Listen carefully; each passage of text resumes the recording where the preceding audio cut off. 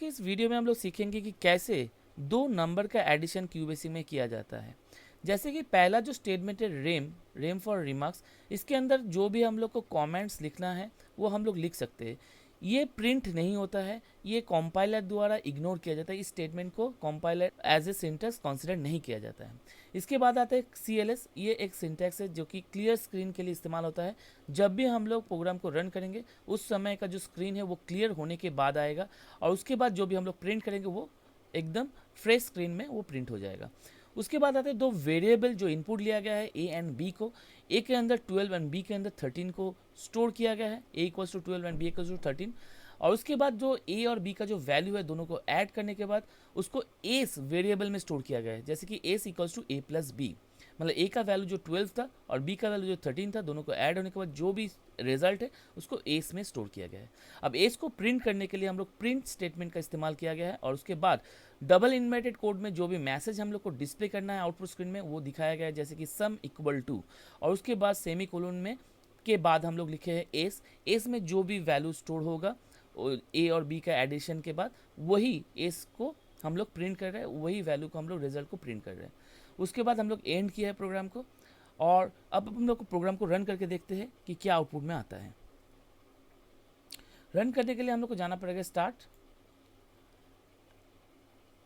और ये black screen आ जाएगा जहां हम लोग को जो रिजल्ट है वो प्रिंट हो जाएगा। अब इस रिजल्ट को हम लोग जैसे प्रिंट कर रहे हैं, ठीक है, और जो इनपुट है हम लोग ये कंपाइलर में डायरेक्टली जो वैल्यू है वो असाइन करके रखे हैं। अगर आप चाहते हैं कि इसको वैल्यू को असाइन ना करके यूज़र से इनपुट लेना, तो इसके लिए आपको करना क्या होगा, एक इनपुट स्टेटमेंट यूज़ करना पड़ेगा।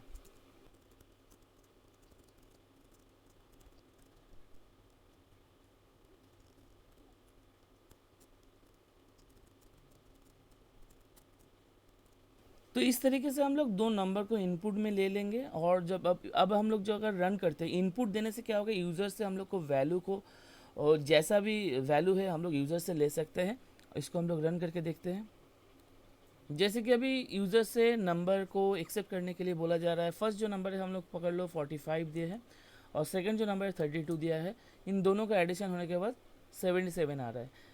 पिछले बार जो हम लोग नंबर इनपुट करके रखे थे उससे क्या हो रहा है, जो भी हम लोग इसको रन करेंगे उस समय में वही 12 एंड 13 का एडिशन होने के बाद जो वैल्यू है वो 25 वही खाली डिस्प्ले हो रहा है। लेकिन इधर क्या है कि हम लोग अपने हिसाब से कभी भी कुछ भी वैल्यू को इनपुट कर सकते हैं, और इनपुट करने के बाद जो रिज़ल्ट है वो आएगा। जैसे कि हम लोग अभी अगर 56 एंड 47 देते हैं तो अभी उसी का एडिशन होने के बाद जो वैल्यू है वही डिस्प्ले हो जाएगा।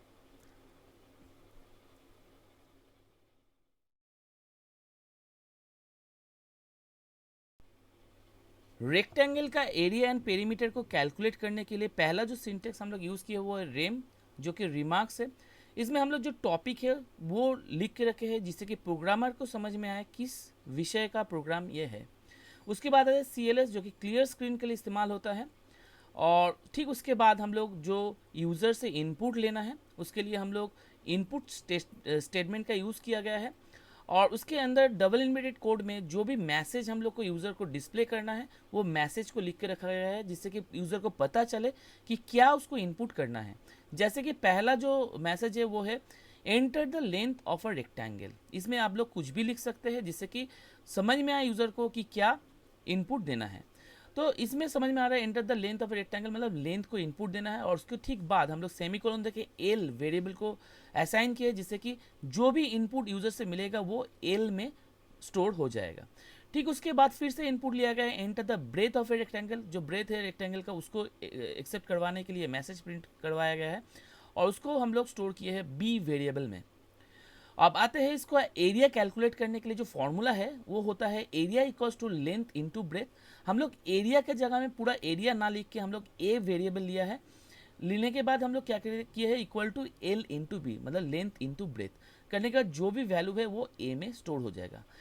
उसके बाद आते हैं पेरीमीटर। पेरीमीटर का फॉर्मूला क्या है, 2 इंटू लेंथ प्लस ब्रेथ। इधर पेरीमीटर की जगह में पी वेरिएबल लिया गया है, और इक्वल टू देने के बाद जैसे कि 2 into length plus breadth, length की जगह में हम लोग एल लिए क्योंकि एल में जो लेंथ है वो स्टोर किया गया है, और ब्रेथ की जगह में बी लिया गया है क्योंकि ब्रेथ जो है बी में स्टोर किया गया है।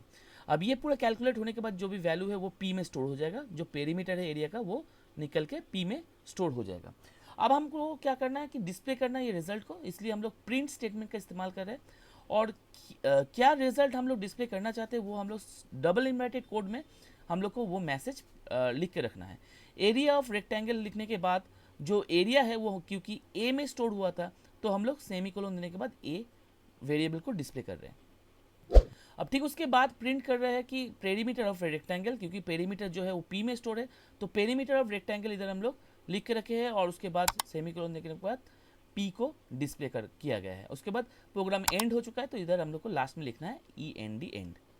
अब हम लोग प्रोग्राम को रन करते हैं। प्रोग्राम को रन करने के लिए रन में जा सकते हैं और या तो हम लोग कीबोर्ड से F5 को भी प्रेस कर सकते हैं। रन करने के बाद हम लोग के पास ये ब्लैक स्क्रीन आ चुका है जहां हम लोग को enter the length of a rectangle बोला जा रहा है, जो इनपुट में हम लोग लिख के रखे थे। इससे पता चल रहा है कि हम लोग को क्या इनपुट करना है। तो हम लोग इनपुट करते हैं लेंथ 12 और जो ब्रेथ है हम लोग लेते हैं 10। तो एरिया ऑफ रेक्टेंगल जो होता है, एरिया जो कैलकुलेट होता है वो लेंथ इंटू ब्रेथ होता है, मतलब 12 इंटू 10 मतलब 120, जो कि एरिया ऑफ रेक्टेंगल डिस्प्ले हो रहा है। और जो पेरीमीटर होता है वो होता है 2 इंटू लेंथ प्लस ब्रेथ, मतलब लेंथ है 12 और ब्रेथ है 10, मतलब 12 प्लस 10 मतलब होता है 22 इंटू 2 तो हो गया 44, जो कि पेरीमीटर है।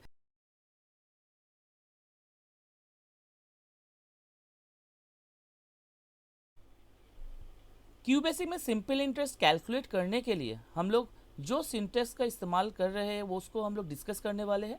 जैसे पहला जो सिंटेक्स है रेम रिमार्क्स, जिसमें कि हम लोग जो टॉपिक है उसके बारे में लिख के रखे हैं। उसके बाद है CLS क्लियर स्क्रीन, और ठीक उसके बाद हम लोग इनपुट स्टेटमेंट लिए हैं। यूज़र से जो जो वैल्यू हम लोग को इनपुट लेना है एक सिंपल इंटरेस्ट को कैलकुलेट करने के लिए, वो हम लोग इनपुट स्टेटमेंट के द्वारा वो सारे वैल्यूज़ को यूज़र से इनपुट लेंगे। जैसे कि हम लोग जानते हैं सिंपल इंटरेस्ट कैलकुलेट करने का जो फॉर्मूला है वो है principal into rate into year by 100। तो इसके लिए हम लोग को क्या क्या इनपुट लेना है, तो इनपुट में पहला जो हम लोग देख रहे हैं एंटर द प्रिंसिपल अमाउंट, जो कि पी में स्टोर किया गया है। और दूसरा जो है enter the rate of interest, जो कि आर में स्टोर किया गया है। और जो ईयर है उसको हम लोग स्टोर किए हैं वाई में। अब जो फॉर्मूला होता है वो है SI, जो एक वेरिएबल लिया गया है जो जिससे कि डिनोट किया जा रहा है कि ये सिंपल इंटरेस्ट है, equal to P into R into Y by 100। इससे जो भी कैलकुलेशन निकल के आएगा वो SI में स्टोर हो जाएगा, जो कि उसका सिंपल इंटरेस्ट होगा। P फॉर हो गया प्रिंसिपल अमाउंट, R फॉर हो गया रेट, Y फॉर ईयर। और ये सारा हम लोग को इनपुट लेने के बाद जो भी रिजल्ट है SI में स्टोर हो चुका है। अब हम लोग को इसको प्रिंट करना है। प्रिंट करने के लिए हम लोग क्या कर रहे हैं ना, एक जैसे कि यूज़र्स को समझ में आए कि क्या हम लोग प्रिंट करना चाहते हैं, वो डबल इन्वर्टेड कोड में उस मैसेज को प्रिंट किया गया है सिंपल इंटरेस्ट, और उसके बाद SI में जो भी स्टोर हुआ है उसको हम लोग डिस्प्ले किए हैं। और ठीक उसके बाद हम लोग प्रोग्राम को एंड कर दिए। जब भी प्रोग्राम एंड होता है हम लोग को END लिखना ही पड़ता है। अब हम लोग प्रोग्राम को रन करते हैं। जैसे कि हम लोग देख रहे हैं एंटर द प्रिंसिपल अमाउंट, हम लोग सपोज प्रिंसिपल अमाउंट दिए है 1000 रुपीज़। अब रेट ऑफ इंटरेस्ट जो है हम लोग 10% दिए हैं, और जो ईयर है सपोज 5 ईयर्स के लिए दिए हैं, तो आ रहा है 500, क्योंकि 1000 का 10% होता है 100 रुपीज़, और इस तरीके से 5 ईयर्स का कितना हो जाएगा 100 इंटू 5 मतलब 500। तो ये हम लोग को पास सिंपल इंटरेस्ट जो है निकल के आया है 500।